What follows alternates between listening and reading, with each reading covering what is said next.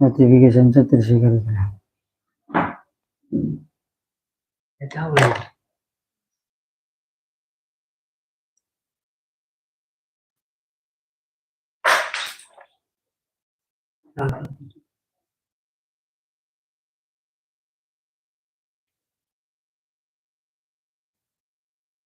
ला ला ला यार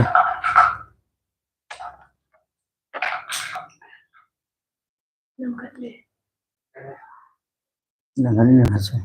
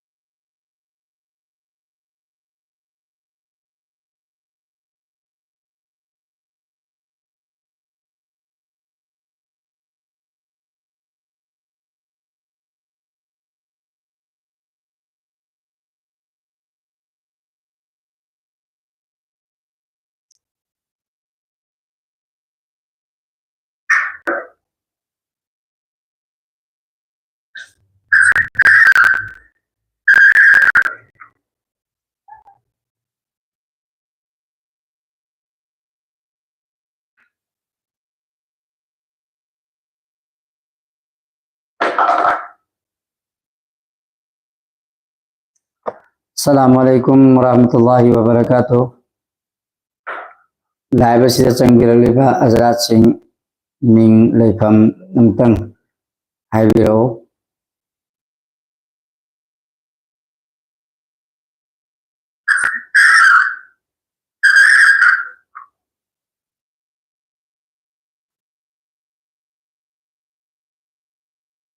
मणिपुर लेकोन वालेकुम सलाम नसासी अमतंग लेफम स्वाइबिरागदि फरिदा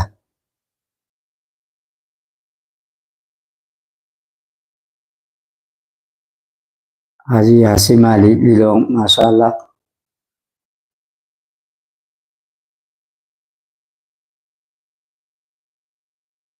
राजबानु लिलोंग लेआओ खोंग माशाअल्लाह रिबम वारिस खान वालेकुम सलाम वरहमतुल्लाहि वबरकातुहू संगायम बम देखी मौलाना कहाँ से हैं आप? मैं मणिपुर से हूँ हजरत।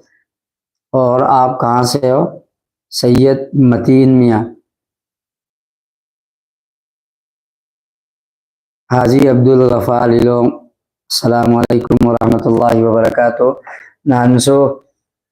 प्राइज लो की बदू रमनी मैं रामपुर अच्छा रामपुर यूपी से सैयद मतीन साहब। मैं मणिपुर से बोल रहा हूँ। रामपुर में तो हमारे बहुत से अकाबिर रहे हैं, आपने नाम सुना भी होगा मणिपुर का माशाअल्लाह। मसीसो अब्दुल गफार हाजी अब्दुल गफार भाई सी मसीसो लादनी इतना मुस्तैद हो नरगा लापा माली अलाना माई पाखन बिहू सुनो हनीफा से माई माशाअल्लाह।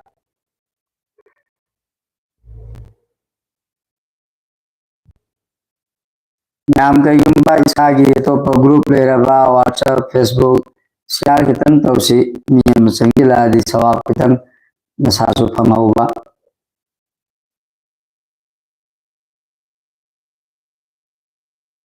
क्या रूहानी अमलियात नहीं भाई,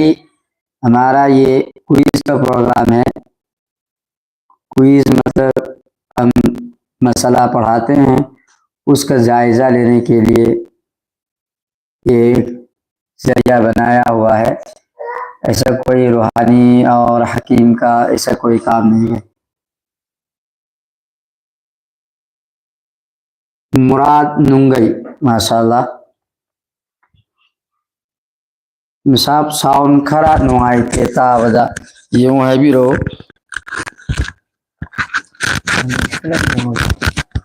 यंगो अभी यार अब रे यंगो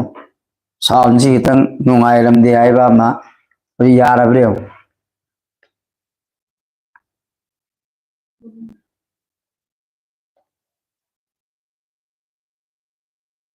सालिस अहमद साला हौरसे दु नाक्तंग मीसिंगसी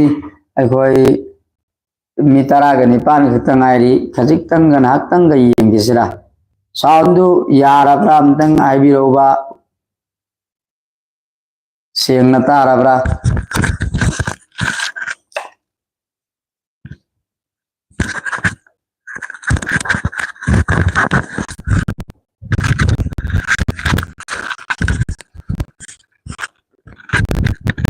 तारेबा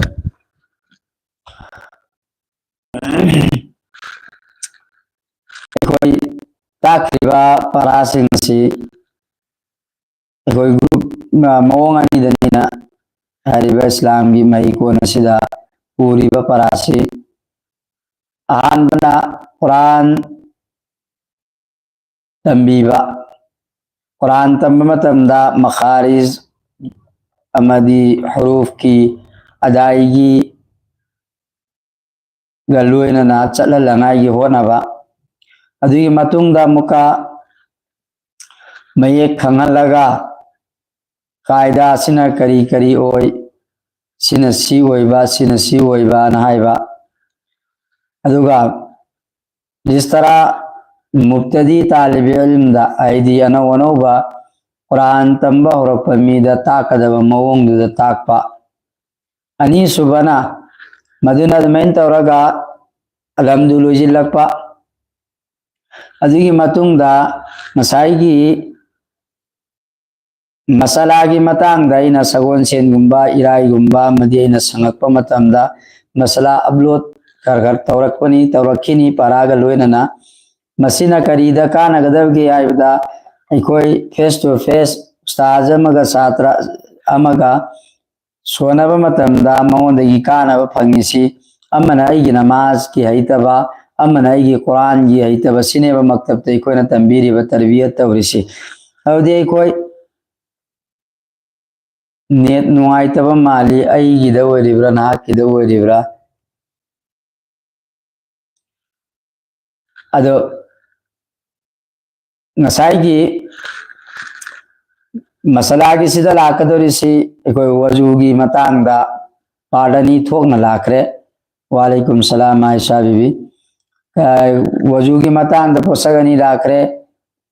अमना फरज हाइबा अमना सुन्नत हाइबा सुमैना तौदना सुन्नत की जिमनंदा मुस्ताहब नवाकिज अदेगी मकरूहात मसीना चिंबा खरासु लाखरे अदुगी मतुंगदा मुका नमाज की बेस हौरे कोई गुसल हौखरे गुसल की मतुंगदा मुक नमाज हौखरे अवधि वीडियो मरी ने ngasi अखोइना हाइरिबा क्विज असिदा तौदोरिबसी वीडियो मरी असिदा हाइखिबदु सुकना तैना ओइना ज्ञान तारेब्रा तादब्रा हाइबदु यंगागी हाइब तारेको अदुना अखोई वारसुवाना खजिक्तंग नाइमिनरगा अखोई मिसी खजिक्तंग यामकललकपा येंगिसिरा हाइबदुनी मिनट तरुक खक्तंग आइरी अदो नेट नुंगाइत्रिसी आइगी ओइरिबा जालमे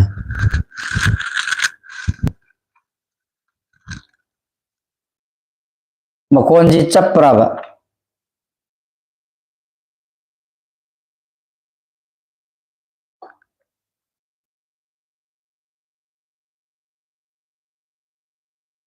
नालम कोई सी मफम से मैंने तुम था बदा नेट से तुम नुंगाई की बनी ngasi करी वरबजा मफम से होंदोकना फगदोरिब्रा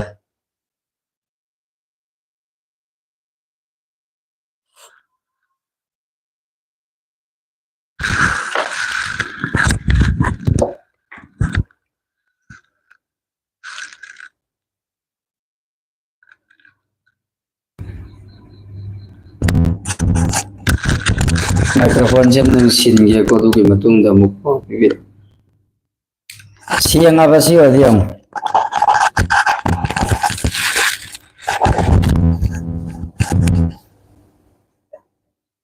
सियंगा बसी ओरदे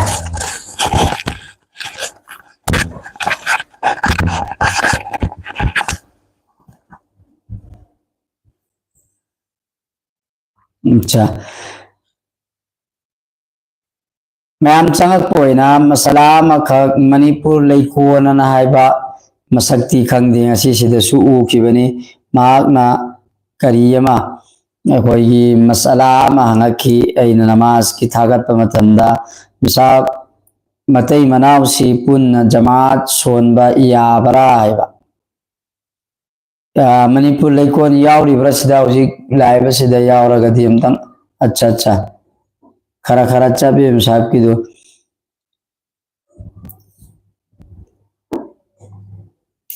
ngसाई नाहकना हंगखिबा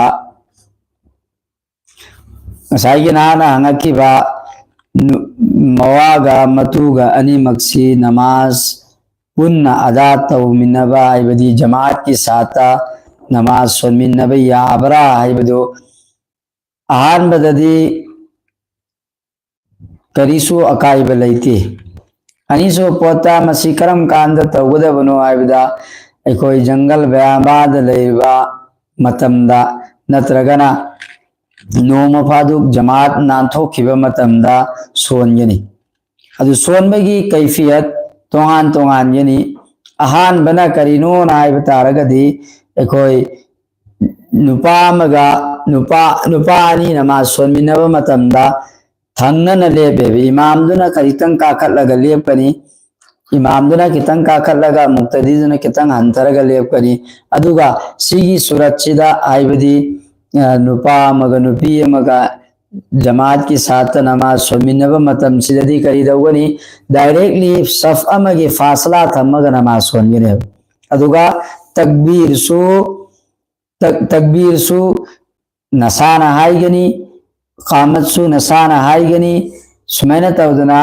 मागी सिर्फ और सिर्फ मादी इक्तिदा खक्त तवहनगने ज्ञान तावरब्रा मणिपुर लेकोल भाई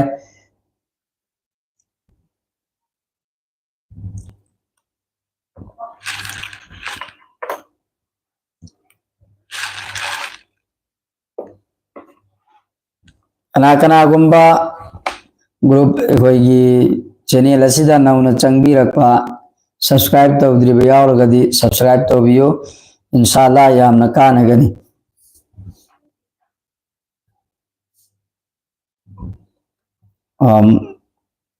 मुराद अहद तारे तारे सुयाया मैं मीसी सुम चंगकपा नाइरंबनी मिनट तरा चतखरे अदो वांग से मनी वांग कुन लेगदबनिना वांग से money हंगबा हौरसिरा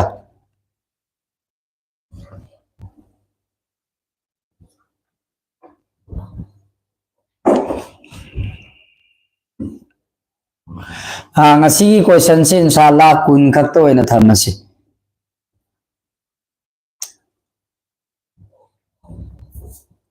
watch time the pro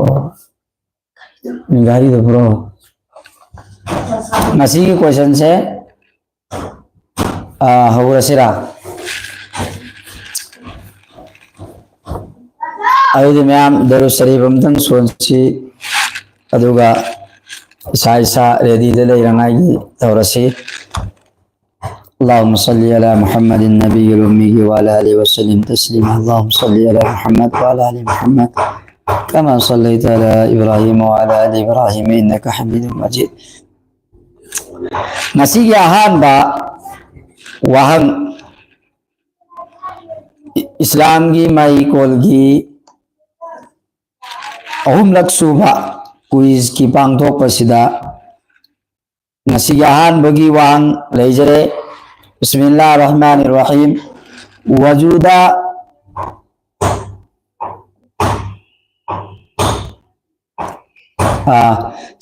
Muhammad Said हौजिकी Matai मनाउगिदु वो फरे सिमगता हाइरमगे को मैं मोरोबे यादे ngसाइगी नुपा मनइंगोंदा ngखिबि मतई मनावसी पुन्न जमात की साता नमाज सोनबा याबरा यादबरा यारगन मरो मोंग करम ननो नहाइबा मतई मनाव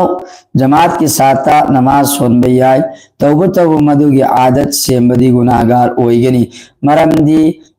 मस्जिद चलगा जमात सोनबगी हुकुम लेबनिना अनीसुबा पोसकना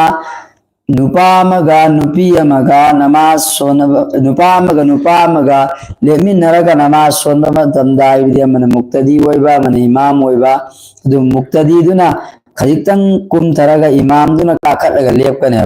अदुगा मुक्तदी दुना करीसु तकबीर सुहाई भी आगनी अकामत सुहाई भी आगने अदुगा सिगी सूरत सिदना आइबदि मवागा मतुगा सोमिनबा मतम सिदना मवागा मतुगा से नंबर 1 करियमगी सफ अमगी फासल थमगनी अनि सुबा पोसकना अकामत सु नुपादुना हाइगनी अकामत सु नुपादुना हाइगनी अदुगा जंगल गुम्बदा सफर गुम्बदा चलगदी मसी यामन महबूबा यामन पसंदीदा अमल अमनी जमात की सवाब सुफर नगनी यारे को सी वर्दी सैयद भाई अवधि कोई मसी वांग दो औरसी बिस्मिल्लाहिर रहमानिर रहीम खोल न दे म पिरो नंगारी दोसो पिरो हम वास्ता इंगी स्टॉप वास की यंग औगेन तो बनिदा फरे बिस्मिल्लाहिर रहमानिर रहीम वजूदा कोपुन्ना मसा तौबसी करीनो मसी की वांग नंबर 1 वजूदा कोपुन्ना मसा तौबसी करीनो मसी की दमकता एकोई मिनट अनी की मतम पीगनी उमापन की मिनट 10 मरी चखरे तरागा तरुक फौबा पाखुम पीबे यागनी वजूदा कोपुन्ना मसा तौबा असी करीनो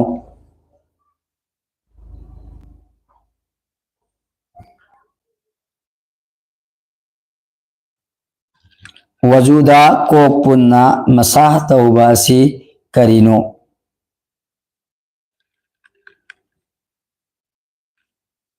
मैं मधु अधु तौरोइसी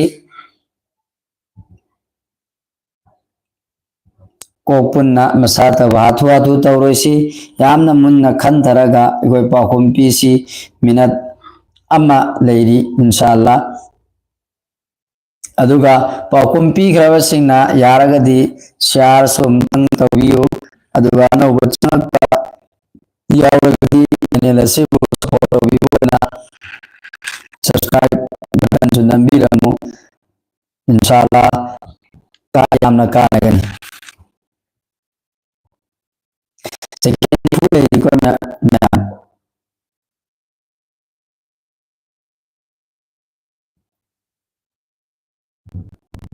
सेकेंड निपु लेरी वजूदा कोपुन्ना मसा तौबा असी करीनो है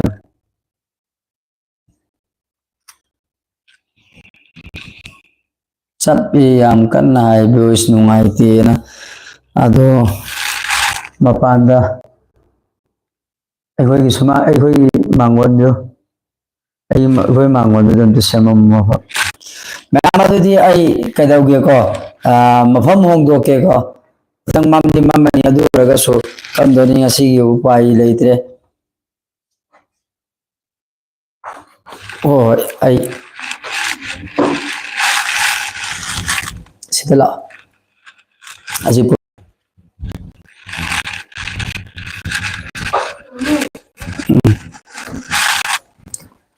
चेदु खतो अदोनी मपुरो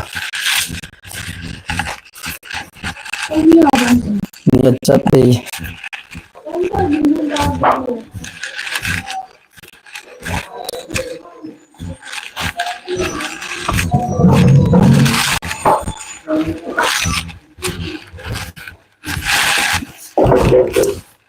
सिगदी सियंग लाब्रे यंगो मैं बोकेल सियंग ना तारब्रा कम दो नोम तंग यंग बियो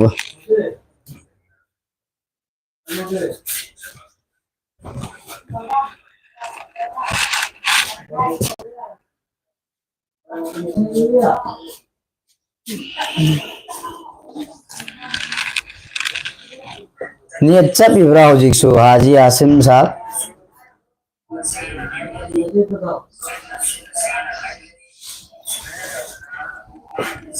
चपिब्रा हौजिकसु मियाम तो वेरीफाई तो बिरो यारे चपते माशाअल्लाह फरे मंगादी खजिक तंग दी वालनी ने को दो रो सो फरे अल्हम्दुलिल्लाह अल्लाह ना तमंबनी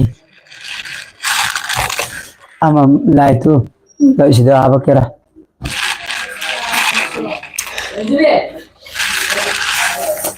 फरे अदुदि ngasi अखोई आहानबा क्वेश्चन नंबर 1 लोइखे ना साइगी कलम दु सम तुब्रो है फरे अदुदि अनी सुबा क्वेश्चन लागे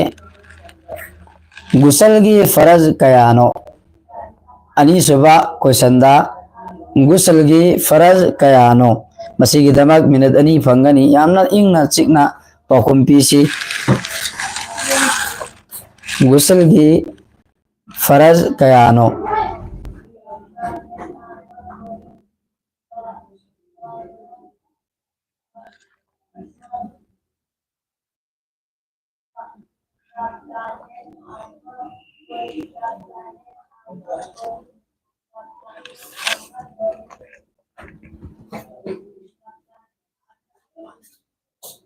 ना वही करो दे पालर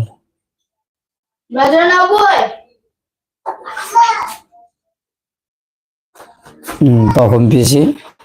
मिनट अमा लेरी गुसल की फरज कयानो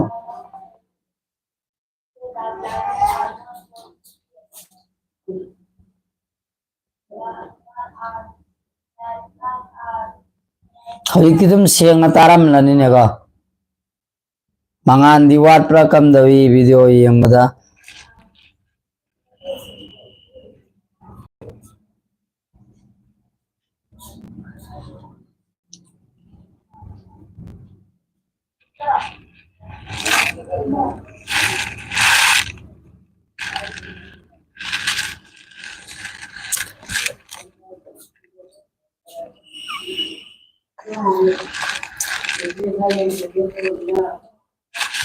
कलम दो तो प्रवाद ले हो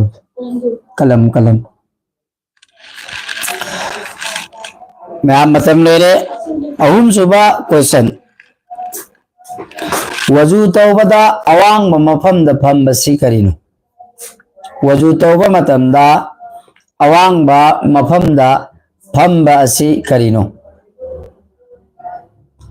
अहुम सुबह क्वेश्चन नि चलिसी वजू तौबा मतमदा अवांग बा मफम दा फंबसी करिनो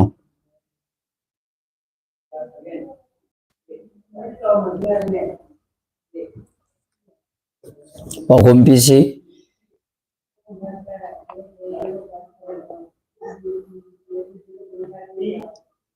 वजू तौबा मतमदा अवांग बा मफम दा फमलगा वजू तौबसी करिनो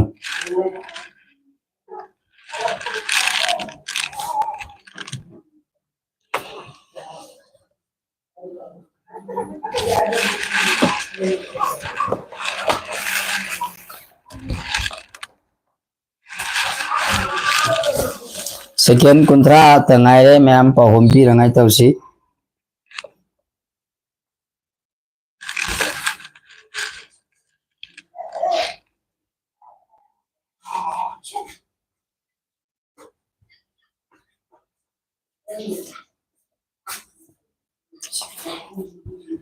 जल्दबाजी तौरोसी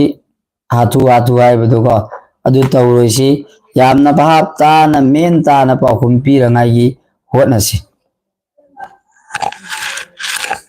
अब्दुल गफार भाई तादी अतैदी ताब मालिदा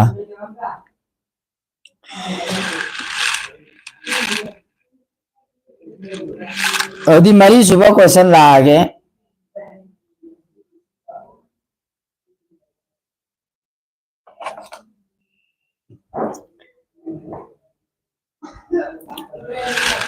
मरी सुबह क्वेश्चन लागे खोखलू उबा वजू काइब्रा हाइदी खोखलू उखिबा फी सेटप मतमदा खोखलू हांगतखिबा सी वजू काइब्रा अमसुंग काइदब्रा मरी सुबह क्वेश्चन दा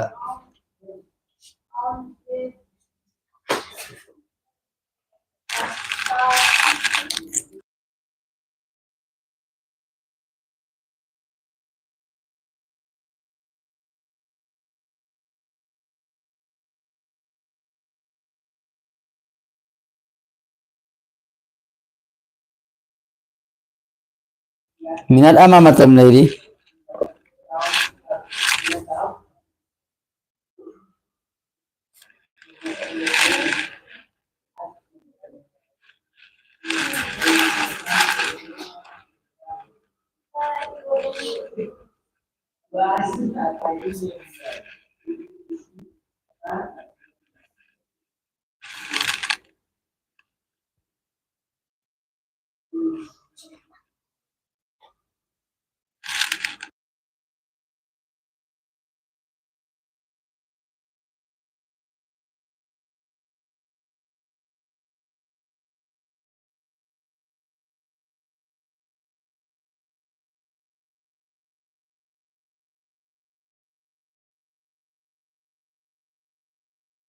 मुकई हलके खोगलू उबा वजू काइब्रा खोगलू उबा वजू काइब्रा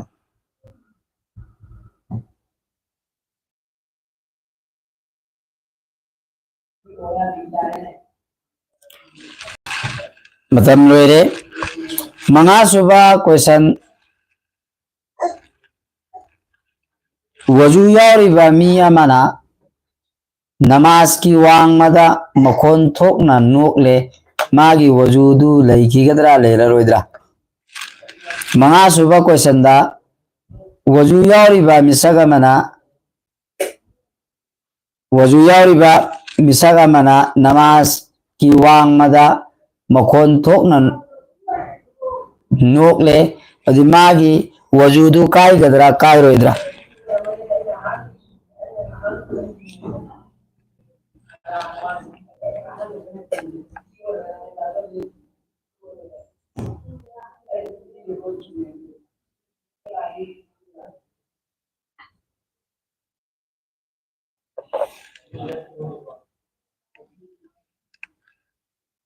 मापन ये मिनट कुन मंगा फोबा मतम कुन मरी का सेकेंड यांखई चले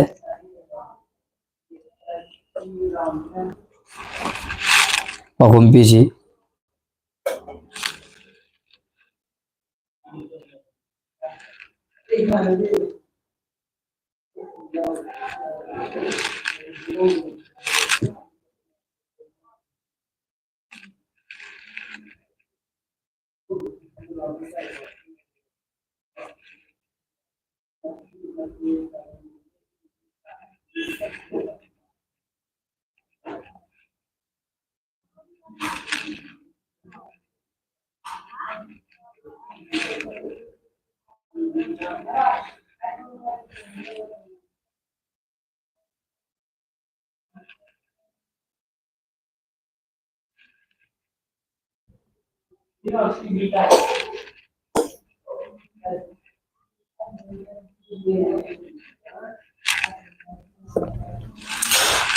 मतम लोरे मैम तरुक सुबह क्वेश्चन ख्वाइदेगी अहान बदा फजर की नमाज करम्बा नबीना अदा तौखी ख्वाई की अहान बदा फजर की नमाज करम्बा नबीना अदा तौखी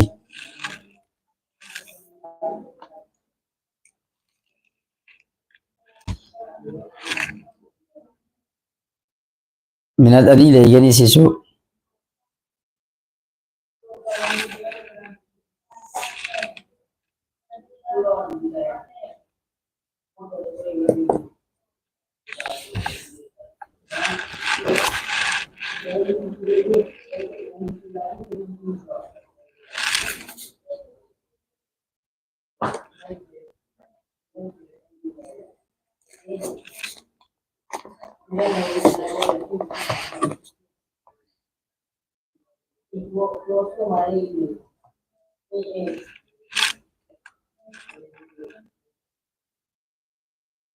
मिनट अमा लेरी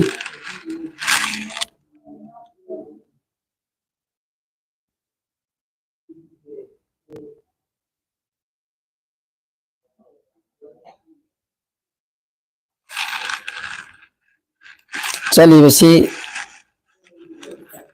तरुक ख्वाइदेगी अहान बदा फजर की नमाज करम्बा नबीना अदा तौखी है बनी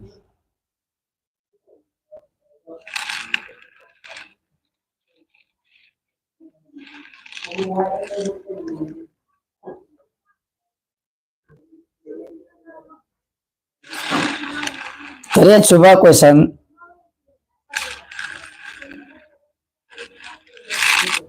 मतम मंगागी नमाज असी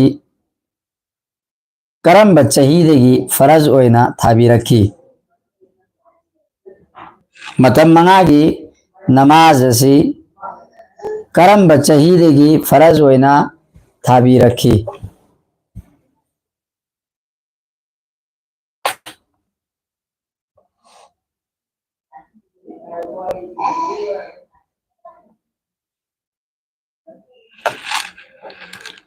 तरह सुबदा अखोना हौजिक मतम मंगागी नमाज अदा तौनरी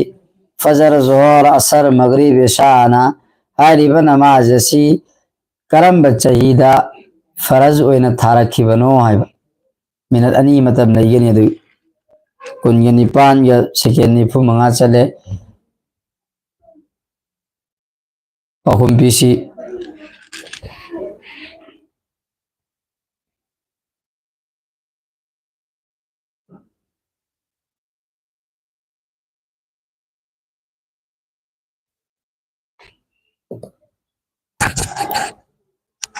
अहुम बीसी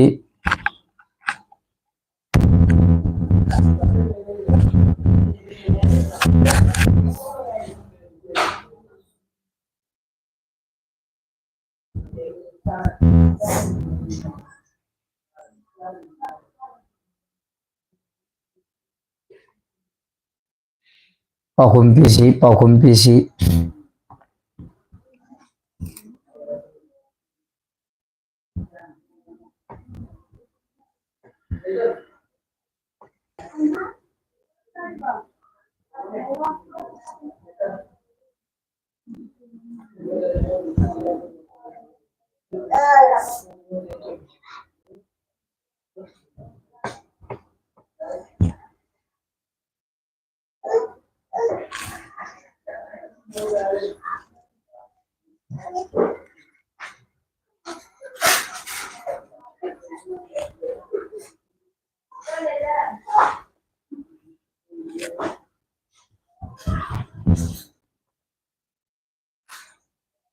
मैम सेकेंड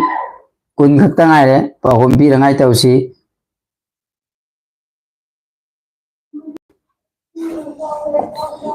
अखोना सोनरिबा मतम मंगागी नमाज असी हिजरत की करम आदि करम चहीदगी करम मतमदगी फरज ओइना अल्लाह थाबिरखिबनो हाइबा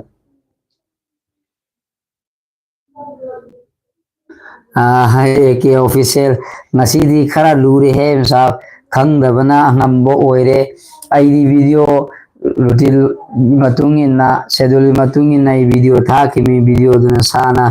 मतम फंगदना यंगहौदबनो ओइरमगनी वीडियो दुदे यावखिबा ताखिबा परा आईगी चिन्ना हाइखिबा दुमक्तनी आइना हंगिसी मैम आई ताक्त्रिबदी हंगदी हंगमोइदा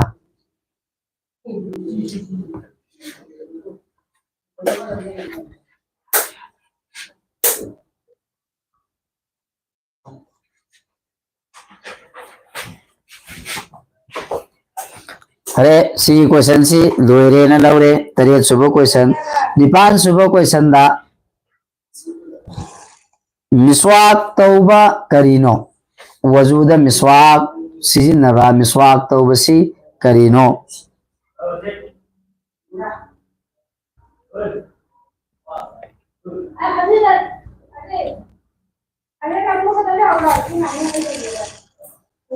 मिनट कुंथ्रा माथोई चले कुंथ्राउम दो फोबा मतम लेगनी मागी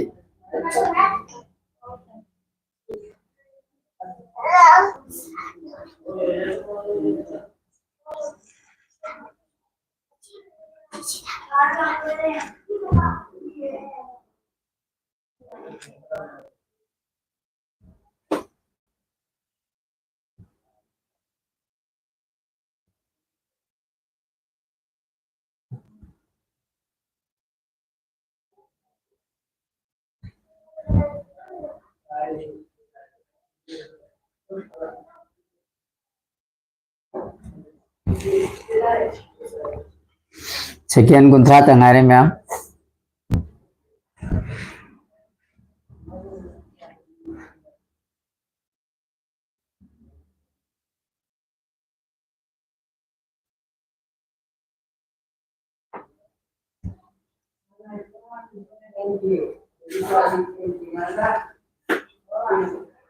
मतलब लोरे मापन सुबह क्वेश्चन दा वजू की थबक इसान तौजबा असि करीनो हाइदी सिंग लौरे न लौबा मिस्वा फदी लौरे न लौबा बंदना लौरे न लौबा हाइदी वजू की थबक सिदा इसान तौजबसी करीनो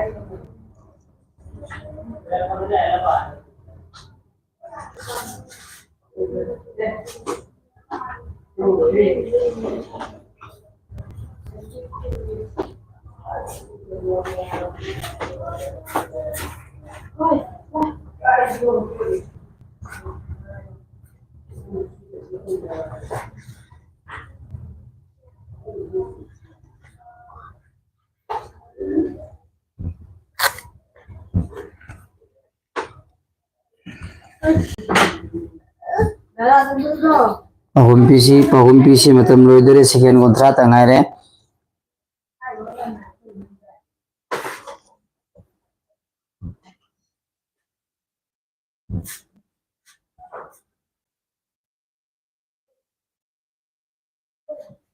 मैम कहीं तक आई तुम बार बार आए बनी जल्दबाजी तौरोसी खितंग खन तरगा पाहुम पीरंगाई हो नसी सेकेंड मंगा तरा चोंदबदो चोंदजनी पाहुम चुमखरगा लोइरे हाइबा वखन तौसी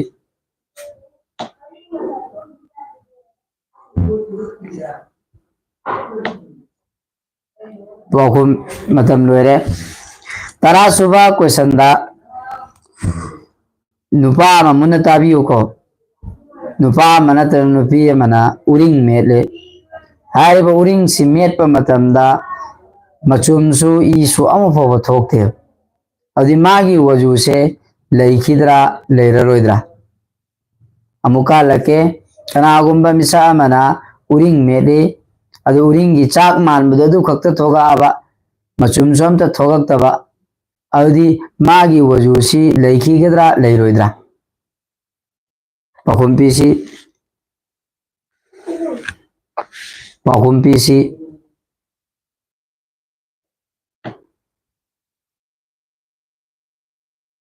मिनट अमगा सेकेंड कुंथ्रा लेरी मतम पाहुम पीसी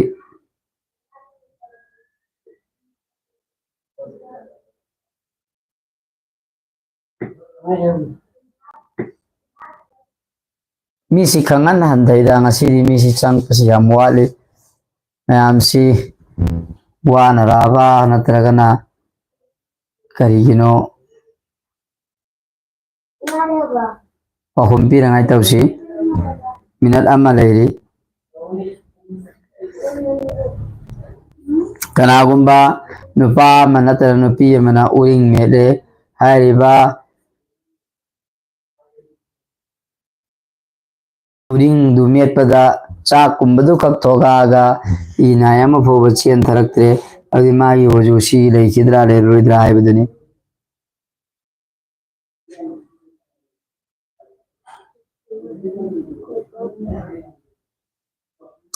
मोहम्मद यासीन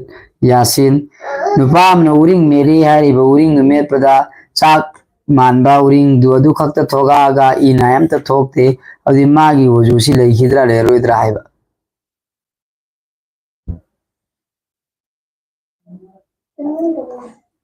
मैम मतम लोइरे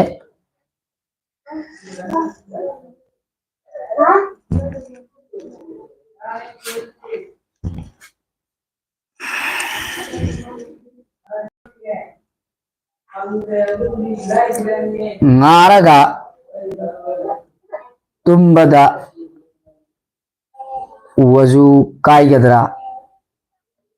सौरगा ngaraga tumbada वजू कायगद्रा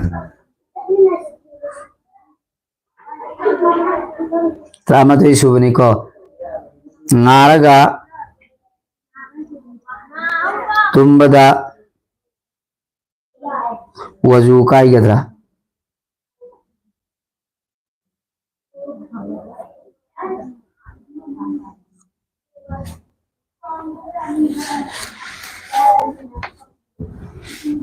हारा तुम्बदा वजू कायगद्रा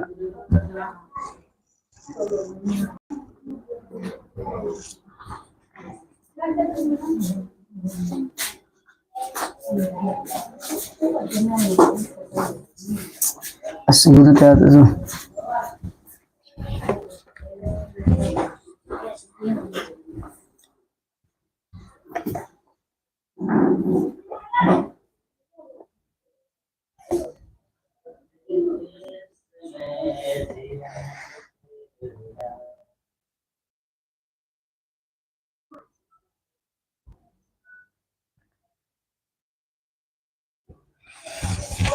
तराईंथोई सूबदा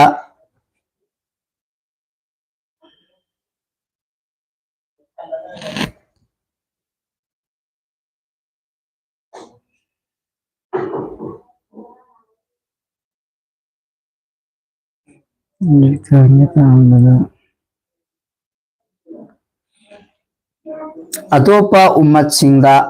अल्लाहना नमाज फरज थाखिबदु अखोइना हौजिक सोलिबा मओंग सिगा मानबरा अमदी मानदबरा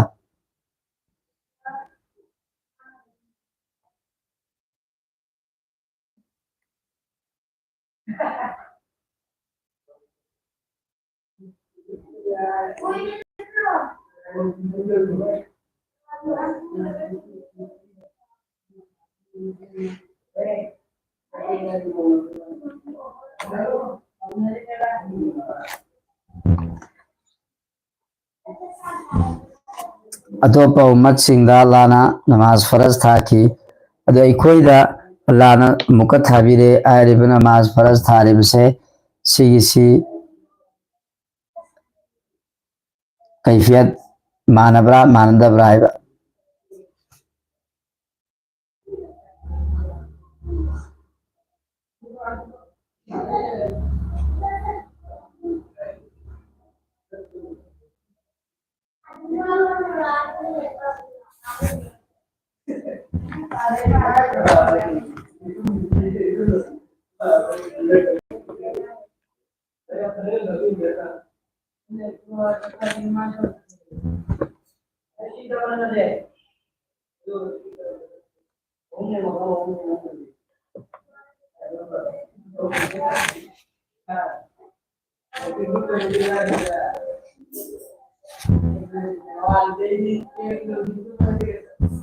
ngakki masa tauba wajuda karino ngakki masa tauba question number 13 suni ko ngakki masa tauba wajuda karino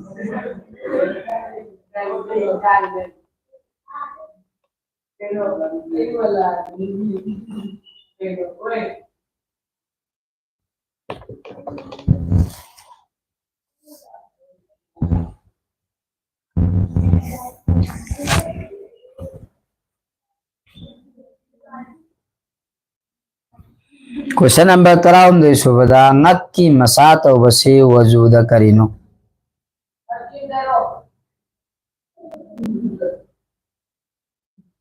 ngakki masa tauba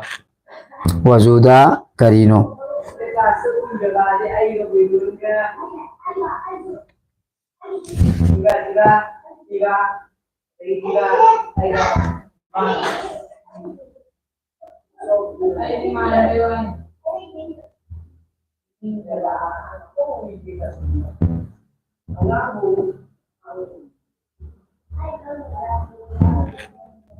ahum bisi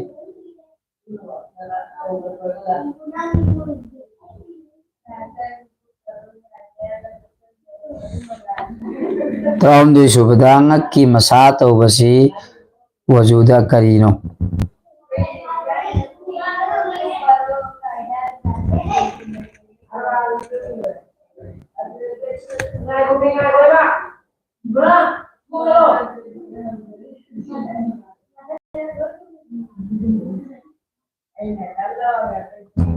Tara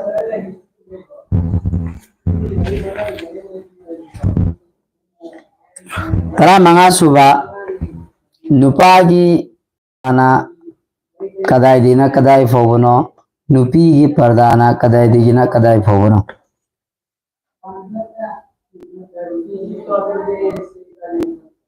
Khadija Rani o hauji walauri basingsi yaubiro aduga matangdagidi ekoi wakan thambiyo inshallah tangje khuding irai khudingi tawgodabani nuaite o matangda lana aubadai changbira ngai wakan taw taraga mari subada nupagi taraga mari suba quesanda nupagi pardasi kadai dina kadai fogono satar hai batare ko adu nupi gi satar na karai dina karai fogono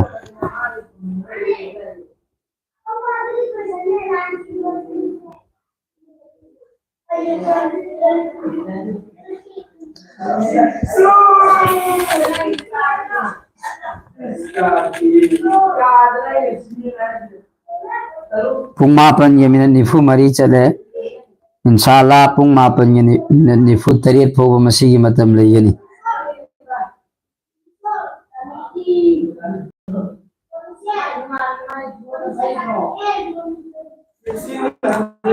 nupa amasung nupigi satar kadai dina kadai fogono haiba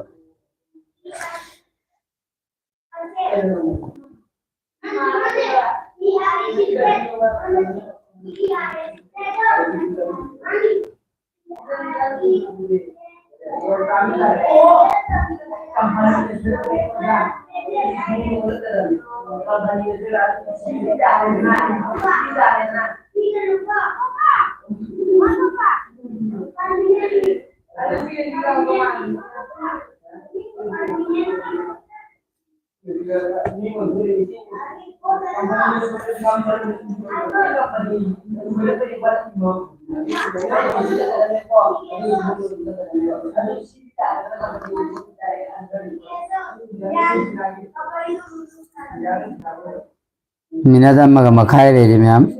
pakhum bi rangai wakan tawsi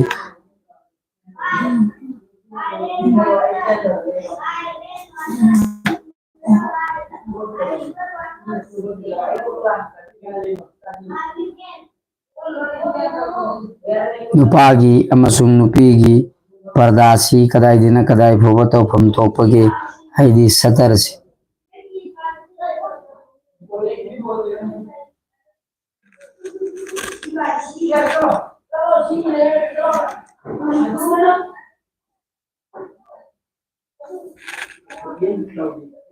minit nifu second nifu kakta ngai ko myam pakhum pisi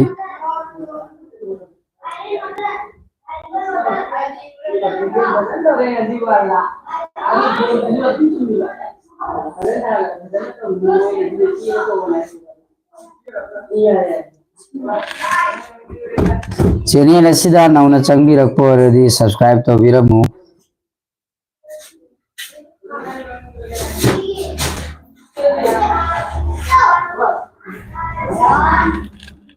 second mapan kakta ngai re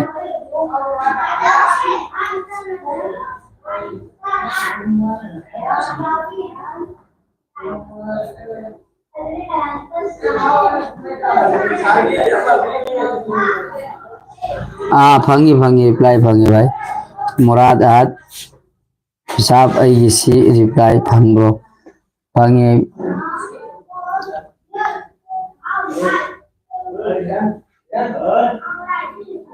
matam loire ko tara manga subada launa leinaba yaba mina uba mafamda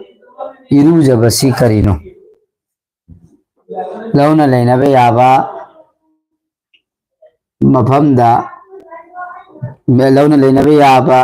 mi mamangda irujabasi karino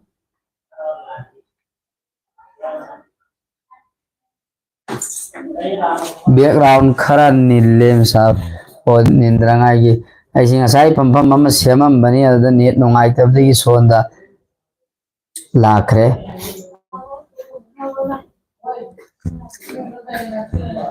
लौना लेना याबा मी मांगदा इरूबा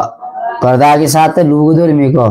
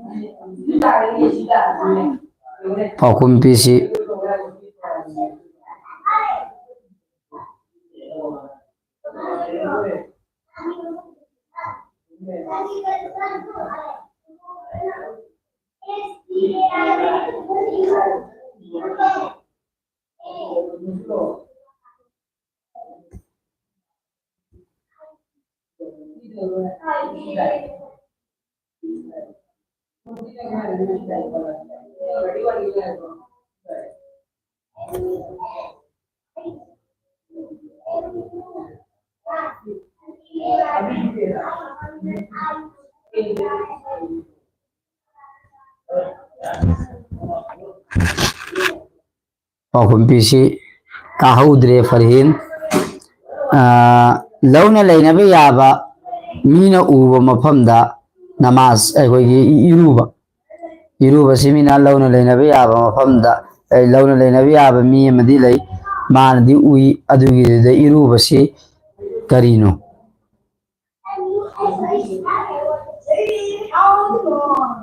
पाहुम PC question सु मंगा लेरिमिना पुंसु ma'am यानजिन करे ma'am वानब सु याउनरमनी मिसी सुम अंतरली तरागा तरुक सुबदा जुमा नमाज की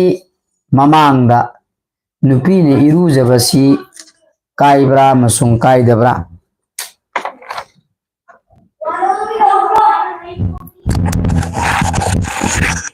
जुमा नमाज की ममांगदा क्वेश्चन नंबर 33 निको नुपी ने इरूजबसी काइब्रा मसुंग काइदब्रा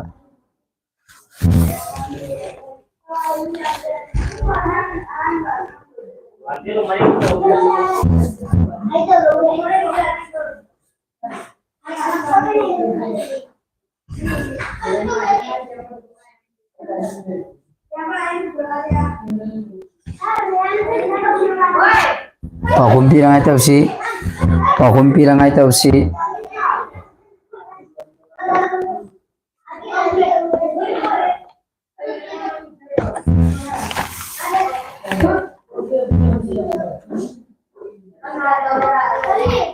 नोय बोर्डिंग आंगा हिंदी आमला गलवंता नाकता लोइदोर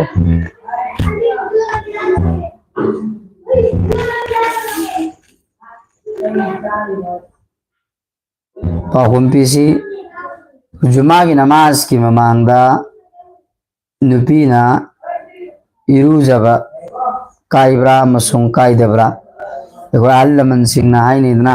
नमाज सोनबा याखोगी इरागी नमिते इरूबा यादे अदुना काइब्रा काइदब्रा करिनो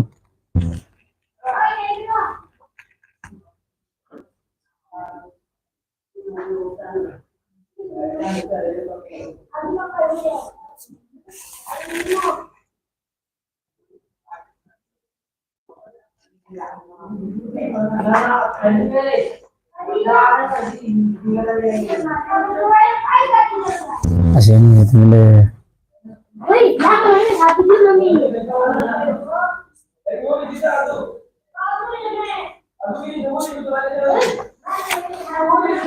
Taraga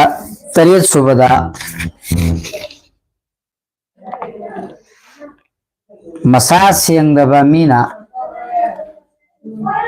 Masa Siang Daba Mina Irujabasi Karam Mamatamda Faraz Oy Karam Batan Zayo Jila Amanda Mawanda Kudakta Iruba Faraz Oy Bano Masa Siang Daba Mina Kudakta Iruba Faraz Oy Gedori Si Karam Bamatamda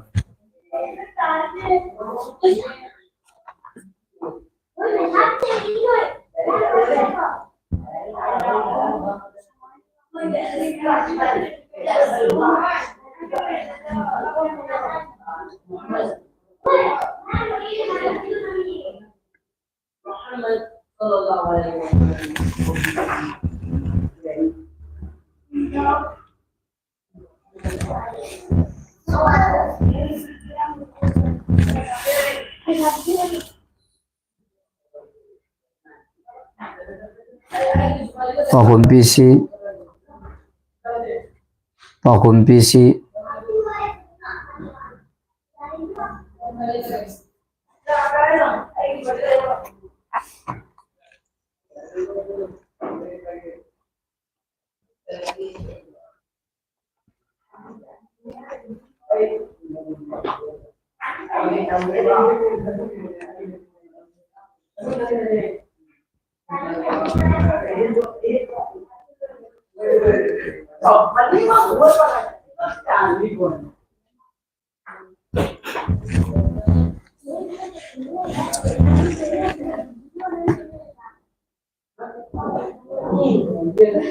matam loidare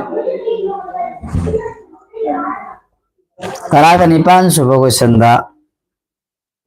wakhan choiraba mi amada gusal wajib oibra oidabra Ini asik itu loh. Chalo. sona makolo entai ni noiba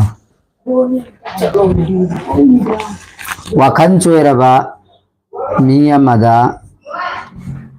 gusal wajib oibra oidabra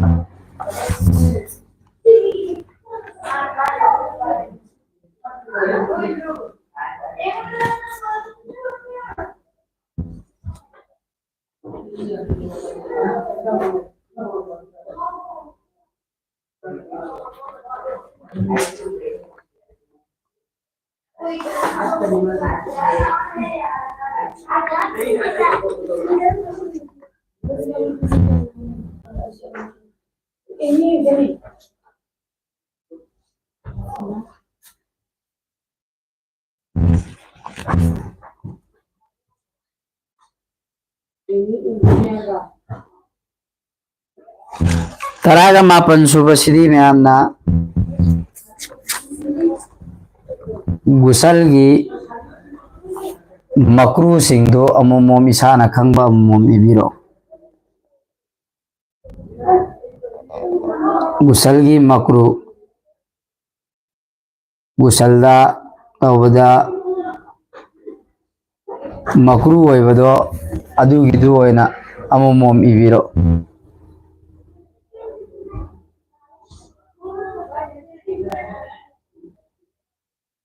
aigi niyati nuai tabadi mandeda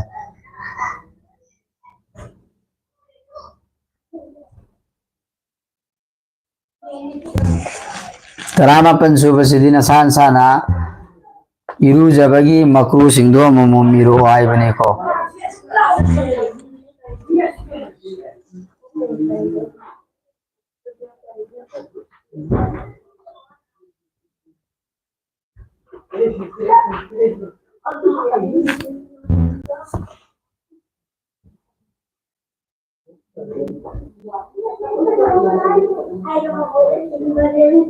makru oiba mongdu sigi matunda question ama khata ngairabni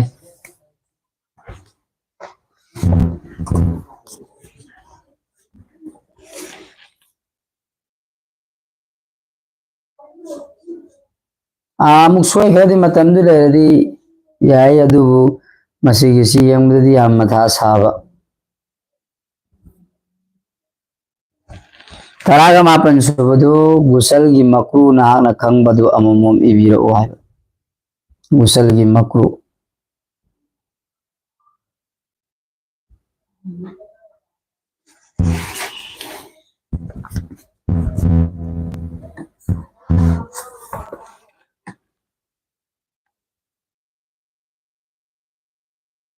kun subada waju amasung gusal anida niyat tawbasi karino amadi niyat tawragana kana gadaba karino tawhaudragana kana roidorisi karino अमुका यांगे कुनसुबा अरोइबदा नियत सिगिसिदि ma'am पुन्ना अमुकक्ता इबिरौ को सांगजसनु message यामबगी दरकार नते यामना अइने ज्ञान तारिबदु अदु पाखुम पिबिरो गुसलदा वजूदा सुन्नत अखोइगी नियत तौबसी करिनो अमदी नियत तौरगना कानागदोरिबना करी मांगजगदोरिबना करी तौहौद्रगना मांगजगदोरिबना करिनो मधु थम्मोदु ngasiगी कोई क्विज असी क्वेश्चन कुनदा सुदोरि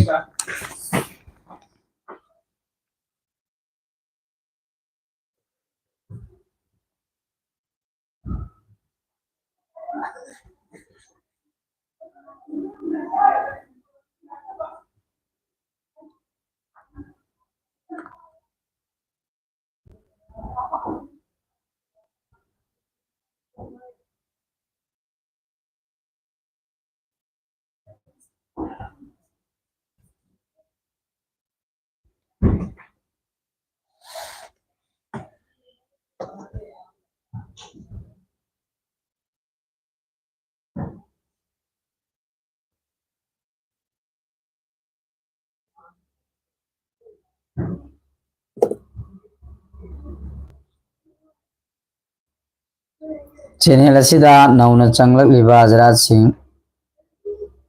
सब्सक्राइब तौबिरमु अखोइगी चैनल असिदा इंशाल्लाह ngamba ngamdaba हफ्ता अमदा इराइगी नुमित सिदी पुंग हेक मापन ताबगा हौजिना मुका पुंग मापन सिगितंग थेंग धरे निपान मखाई ताबदगी मथंगदगी इंशाल्लाह लाइव थारनाइगी होननी अदुना ताखरिबा परासिंगदगी ओइगनी तस तौरगा लेबियो इंशाल्लाह यामना कानगनी कुनसुबदुइन हाइगिबदु नियत तौरगा नियत तौबा इरुजबदा मदी करीदौबदा वजू तौबदा करीनो नियत तौरगना कानागदोरिबना करी तौहौद्रगना मांगजबना करीनो हाइबा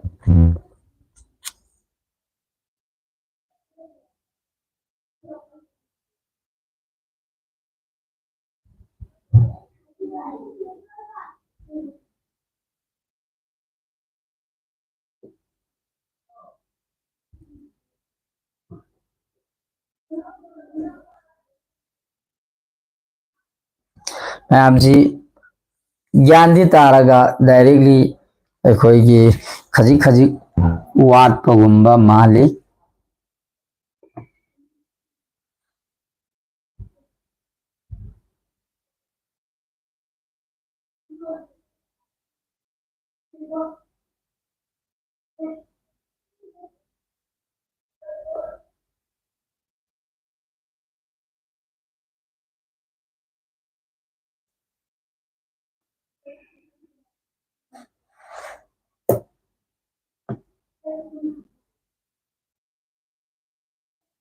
माशाल्लाह अखोइ ngasiगी पांगथोकचरिबा इस्लाम की मई को नारिबा यूट्यूब चैनल असिगी होमलक सुबा लाइव की खुदांगदा पांगथोकचबा क्विज की थौरम लोइसिनजरे ताज बानु एम के इंशाल्लाह ngasi nongni sidai do rangai gi honagani aduga mathangi irai numittagi di inshallah pung sikitang ngkalasi pung nipan gi makhai degi oina tauragani aduga hayengdegi taakadoriba Allah na tekta kaidina tambiradi adugi parasingdudegi amuka wangla aga hauki paradegi khara khara muka laujillaga dumena ikoi wang laigani inshallah ado kanagumba channel asida nauna changakpa khangningba yauragadi paukum ega hangbirakpa yagani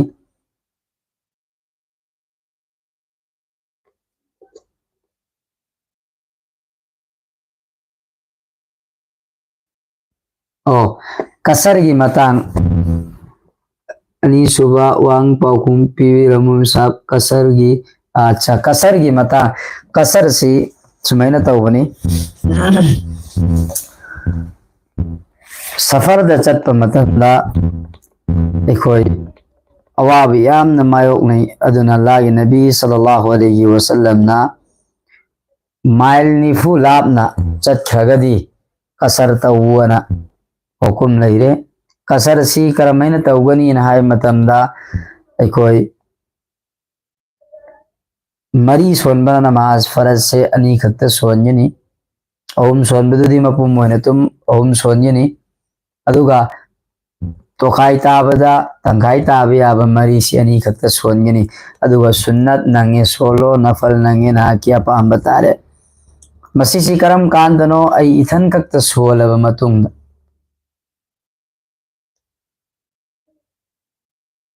Farheen मी कया खनगदरिमो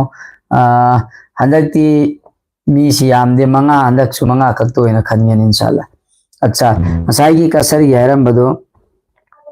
नमाज़ी आई Ethan खक्त सोनबा मतमददी कसर तौगनी अदुगा Ethan खक्त सोनदबा करी तौबा इमाम को सोनबा मतमददी इमाम दुगा नमाज लोइसिनगने अदो नाहकना कईगुंबा इमाम मोरगा सोले अदु होइबा तारगा सुना कसर दी कसर तुम सोनगनी अदुगा कसर की मसाफत से नुमित तरागा मंगानी फौबा लैगनी मदगी हेंथना लैबगी वखन तौरे कसर लोइख्रगनी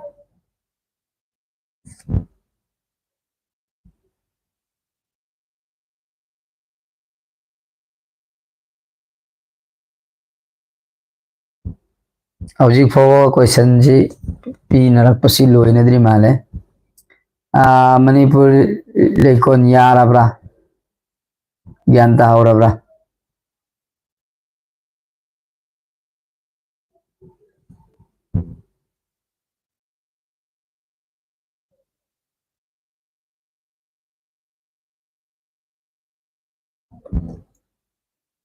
सुमेन तौरसी मणिपुर की लेखोन इंशाल्लाह आई हयेंग कदौरा आगे हायरा आगे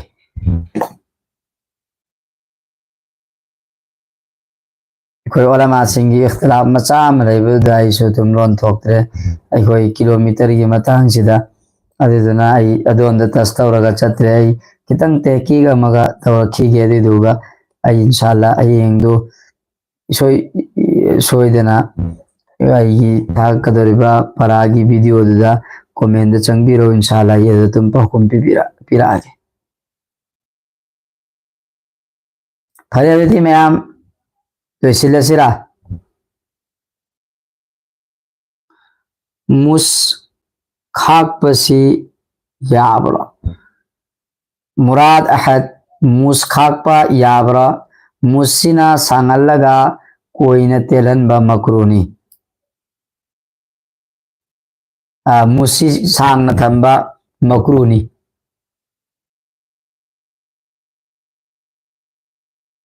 करम कान बाबा मकरू ओइदोर मोनाइदा अखोई इसिंग थक्पा मतमदा मुस्तु लुप्पा अदुदी फत्ते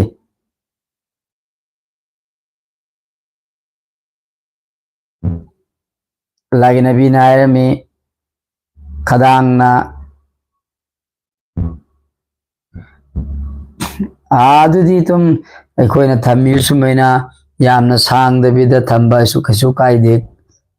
कोई याव तारगदी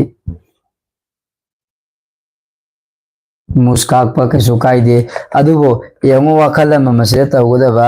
अईगी एहलियागी मागी पसंदगी हतबादसु खरा वखन तौगदबनी सिदा कोई नुपा सिंसी यामना थौसाना दे के अईगी अपाम्बा ना अदा अईगा लोइनरिबा पुंसी खोंगलोय मागिसु एकोय वखन तौगदबनी मागी अयाबे याव तारगदी खा ओ नत्रगदी सफन सफा तो थोकबिग्रो तेना कासु यारे ओक्थोख्रसु यारे कोई और बना किदी अदो सिदा मेन ओइना कनागी वाफम चटकनेबा मुराद भाई हैरो कनागी वाफम चटकनेबा मेन ओइना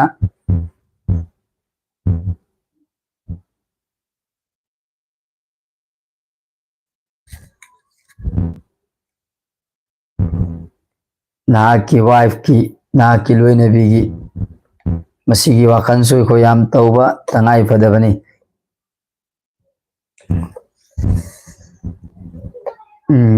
अतई कनागुंबा खंगनिंबा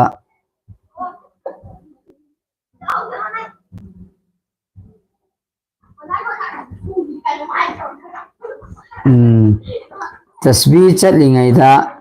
तुम थखिबसी तस्बी काइब्रा मिसाब ताज बनो तस्बी दा काइबा काइदबा हाइबा वाम फोबा लेते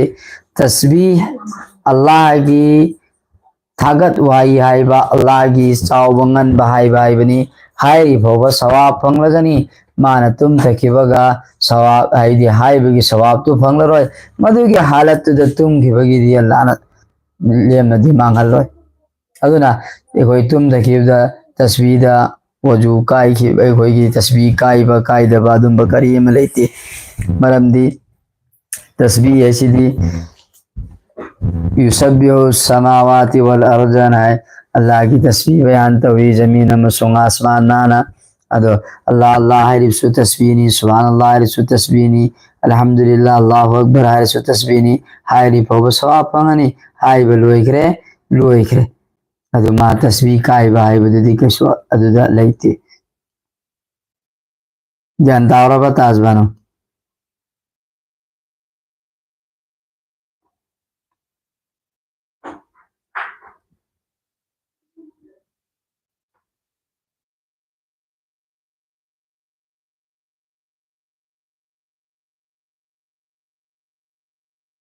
मैम लोसिल्लसिरा मी दी तरागा तरे लेरी अदो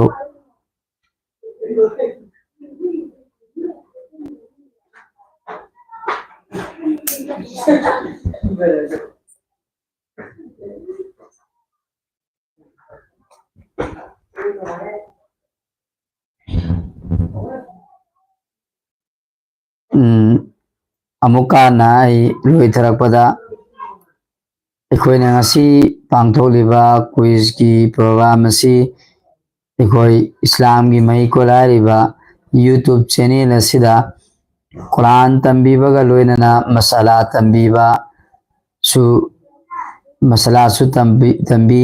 हारिबा मसाला मयाम सिंह अदु ताकिबु सिंधु नाजरीन सिंहना मौं फजन येंगबीरी अमसुंग ताबीरी खंगलंगाई दमकता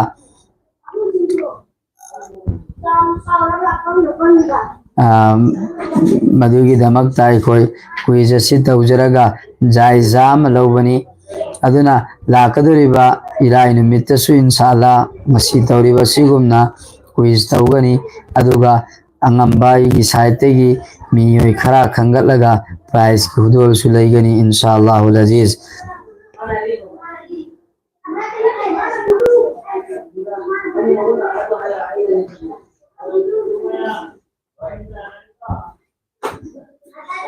ओ अब्दुल गफार नमाज फरज करम्बा सईदा फरज होइकी मधुगी पाउकुमदु ओ आ करीदा वाहिद मिस्टेक होइबदि कैसु कायदेदा सेमन साजिला तुम अच्छा मणिपुर लेकोन मी असीबगी रुजबगी मोंग मतौ फी सेटबगी मोंग मतौ इंशाअल्लाह दुगिदा नोंमा वीडियो म सेमंगाई होनगे लाना तंजा पीबीरदी हौजी हौजी मक्ति आई खजिक्तंग मसगला खितंग सागी लई अदुना फरे फरे अदुदी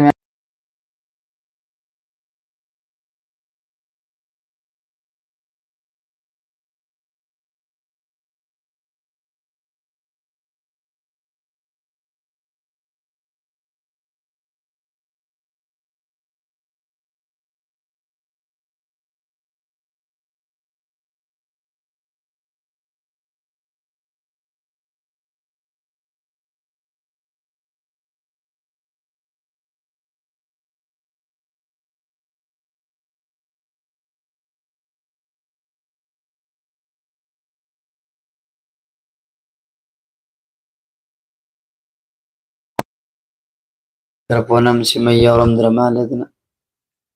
अदुना मैम नाइबदो दोसिलसी एखोई करीदौबा मतम फजरिसु औगतसी लोयरा मतुंगदा एखोई दुआ तौसी अल्लाह दा चैनल असिबु अल्लाह ना हाना तरक्की पीनबियो कानबा फंगनबियो